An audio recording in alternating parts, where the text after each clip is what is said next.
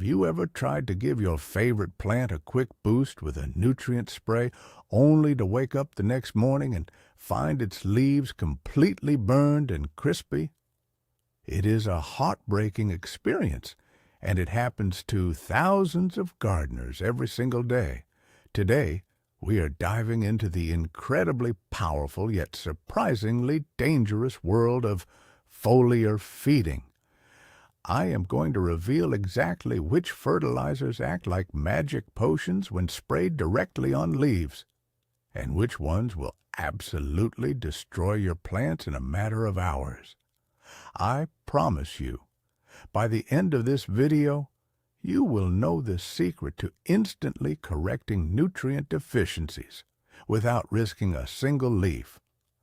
But right off the bat, I have to ask you a question, and I want you to be totally honest with me in the comments. Do you believe that spraying fertilizer on leaves is a waste of time, or do you think it is the ultimate gardening hack? Let me know down below, because people argue about this all the time. Get ready, because we are about to bust some major myths and change the way you feed your garden forever. Before we get into the good, the bad, and the toxic, we need to understand what is actually happening when you spray a plant. Plants drink water and eat nutrients primarily through their roots. That is their main digestive system. However, leaves have thousands of tiny microscopic mouths called stomata. These little pores open and close to breathe in carbon dioxide and release oxygen. Scientists discovered decades ago that if you dissolve certain nutrients in water and spray them directly onto these open stomata, the plant can absorb them up to 20 times faster than if you poured them into the soil. It is basically an intravenous drip for your garden. It is perfect for rapid emergency rescues when roots are struggling due to cold soil, disease, or bad pH levels. But here is the catch. The leaf surface is delicate. It is not designed to handle heavy, salty chemicals. If you put the wrong substance on a leaf, it will draw moisture out of the plant cells, causing severe dehydration and chemical burns. So let us break down the 10 categories of fertilizers you might try to use and see which ones are safe and which ones are a complete disaster waiting to happen. Let us start with one of the absolute best options for foliar feeding: chelated micronutrients. The word chelated sounds fancy, but it just means the nutrient is wrapped in an organic molecule that helps it easily slip through the tiny pores of the leaf. Nutrients like iron, zinc, and manganese are incredibly difficult for plants to pull from the soil, especially if your soil is highly alkaline. A very common myth is that adding more standard fertilizer to the dirt will fix yellowing leaves, but often the nutrient is already in the soil. The plant just cannot access it. This is where a chelated foliar spray shines. Imagine you have a beautiful citrus tree like a lemon or an orange, and its leaves are turning pale yellow, but the veins remain dark green. That is a classic iron deficiency. If you mix up a mild solution of liquid chelated iron and spray it directly onto that foliage, the results are almost miraculous. Within 3 to 5 days, you will watch those pale leaves turn back into a rich, vibrant, healthy green. The plant absorbs it instantly, bypassing the stubborn soil entirely. Chelated micronutrients are safe, highly effective, and absolutely belong in your foliar feeding toolkit. Now, let us flip the coin and talk about a massive mistake that ruins countless gardens. You must absolutely avoid using dissolved heavy granular fertilizers for foliar feeding. I am talking about the cheap, dry pellets you usually spread on your lawn or till into your vegetable beds.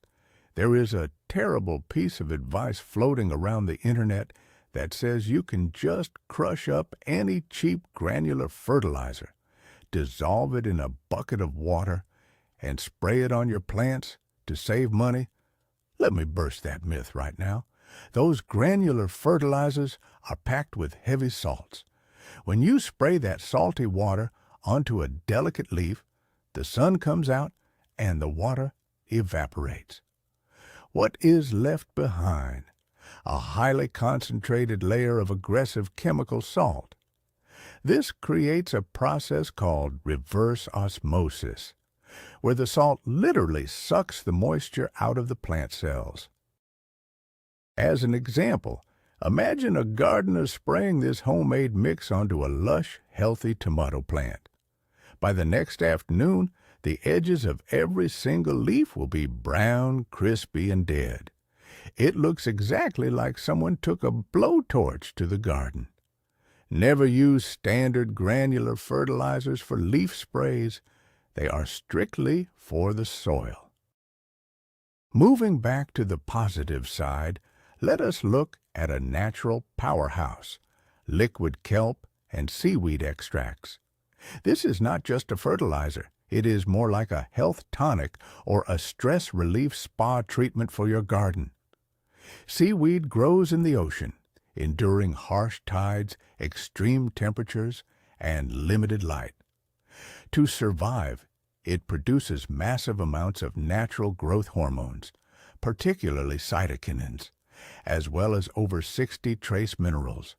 When you use liquid kelp as a foliar spray, you are transferring that incredible resilience directly to your plants. It is very gentle and almost impossible to burn your leaves with it. Let us say you just went through a brutal summer heat wave. Your pepper plants and cucumbers are drooping, looking exhausted, and refusing to produce new flowers. If you spray them with a seaweed extract in the early evening, those natural hormones signal the plant to recover from the heat stress and start growing again. Within a day or two, you will notice the leaves standing up straighter and looking much more vigorous.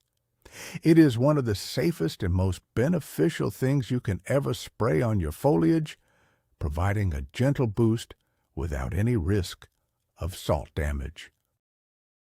Here is another dangerous category you need to be extremely careful with: high nitrogen synthetic salts, specifically uncoated urea and strong nitrates.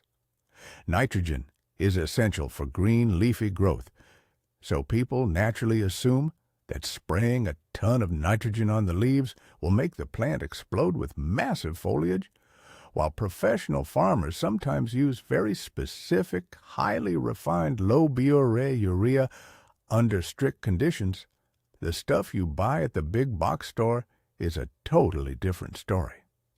Cheap urea contains a byproduct called biuret, which is highly toxic to plant tissue when applied directly to the leaves, even if you avoid urea. Using a strong chemical liquid nitrogen mix will scorch your plants faster than almost anything else. Think about a passionate indoor gardener who wants their expensive tropical monstera to grow gigantic leaves. They mix a strong dose of synthetic liquid nitrogen and soak the plant. Instead of massive growth, the plant develops ugly, black, necrotic spots wherever the spray pooled on the leaves. The tissue is completely destroyed. When it comes to chemical nitrogen on leaves, more is absolutely not better. It is a massive risk that usually ends in tears. Let us explore a fascinating living option that works wonders when done correctly: actively aerated compost tea. This is completely different from just soaking dirt in water. True compost tea is brewed using an air pump to multiply billions of beneficial aerobic bacteria and fungi. When you use this as a foliar spray, you're not just feeding the plant, you're actually painting the surface of the leaf with a microscopic army of good microbes. These beneficial organisms cover the stomata and the leaf surface, taking up all the real estate so that bad diseases cannot find a place to land and infect the plant. There is a myth that organic sprays cannot fight disease, but this biological shield proves otherwise. Imagine a huge pumpkin patch that gets attacked by powdery mildew every single autumn. The leaves turn white and die off early. If that gardener starts spraying aerated compost tea every 2 weeks from the beginning of the season, those good microbes outcompete the mildew spores. The pumpkin leaves stay green and healthy right up until the first frost. It is a fantastic, safe, and entirely organic way to boost plant health and protect your foliage from the outside in. However, you must be incredibly careful not to confuse aerated compost tea with unfiltered organic suspensions, which are a terrible idea for foliar feeding. Many people think that because something is natural, it must be perfectly safe to spray on leaves. This is a huge myth. I am talking about taking raw animal manure or thick, sludgy homemade compost, stirring it in a bucket of water, and trying to spray that thick brown liquid onto your plants. This is a disaster for 2 reasons. First, the heavy particulate matter will instantly clog whatever spray bottle or pump you are using, making the process incredibly frustrating. Second, and more importantly, that thick organic sludge acts like mud on the plant. When it dries, it physically blocks and clogs the thousands of microscopic stomata on the leaf surface. The plant literally cannot breathe. Imagine a prized, beautiful rose bush. A well-meaning gardener sprays it with thick manure water to give it a boost. The next day, the leaves are coated in a crusty brown film. The rose bush starts dropping leaves because it is suffocating and cannot perform photosynthesis. Keep the thick organic matter in the soil where it belongs, never on the leaves. Now, let us talk about a highly specific, problem-solving spray, liquid calcium. Calcium is a very strange nutrient. It is incredibly lazy and moves very slowly through the plant's vascular system. It travels up from the roots along with water, but it only goes to the parts of the plant that are actively sweating, like the big upper leaves. The fruit, unfortunately, does not sweat much, so it often gets starved of calcium. This leads to one of the most frustrating problems in gardening, blossom end rot. This is when the bottom of your beautiful tomatoes or bell peppers turns black, sunken, and rotten. There is a myth that adding eggshells to the soil will fix this instantly.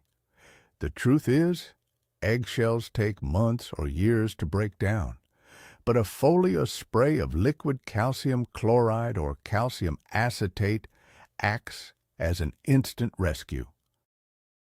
By spraying the calcium directly onto the developing young fruit and the surrounding leaves, it bypasses the slow root system entirely. The skin of the fruit absorbs the calcium right where it is desperately needed. If you catch it early and spray your tomato plants, the new fruits will develop perfectly, completely free of that ugly black rot. It is a targeted, brilliant use of foliar feeding. Let us move to another massive mistake that people make when trying to get creative with fertilizers, using crushed, slow-release pellets. You have probably seen those little round beads of fertilizer, often coated in a resin, designed to feed your plants for 3 to 6 months. Sometimes, gardeners get impatient. They think, If I crush these little beads up with a hammer, mix the powder into a spray bottle, and hit the leaves, I will get a super-fast burst of nutrition. This is completely wrong and highly ineffective. Those slow-release fertilizers are scientifically engineered to be broken down by soil moisture, warm temperatures, and specifically the microbes living in the dirt. Without the soil biology to digest them, the nutrients remain locked up and completely useless to the plant. If you spray crushed pellets onto a leaf, it does absolutely nothing. Imagine spending an hour crushing expensive fertilizer beads, spraying your prized orchids, and then wondering why the plants look exactly the same a week later, except now they are covered in a chalky, ugly white residue. It is a complete waste of time, money, and effort. The leaf cannot digest raw, unprocessed chemical compounds. Always leave the slow-release beads in the potting mix. Next up is a beloved organic option that works incredibly well, but comes with a massive warning label: fish emulsion. Fish fertilizer is made from the leftover parts of fish, and it is a fantastic, highly available source of organic nitrogen and trace minerals. Because it is broken down organically, it is much gentler on leaves than chemical synthetic nitrogen. It is absolutely amazing for leafy greens like lettuce, spinach, and cabbage. If you spray a weak dilution of fish emulsion on a patch of pale lettuce, it will turn a deep, vibrant green in just a couple of days. But here is the catch and the myth we need to bust. Just because it is organic does not mean you cannot overdo it. If you mix it too strong, the natural oils and salts can still burn the foliage. But the biggest issue is the smell. It smells exactly like rotting garbage left in the hot sun. Imagine an apartment gardener deciding to give their indoor houseplants a foliar boost with fish emulsion. They spray it in their living room. Within 10 minutes, the entire apartment smells like a dead whale, and it lingers for days. It is a phenomenal fertilizer, but use it strictly outdoors. Dilute it heavily, and maybe warn your neighbors before you spray.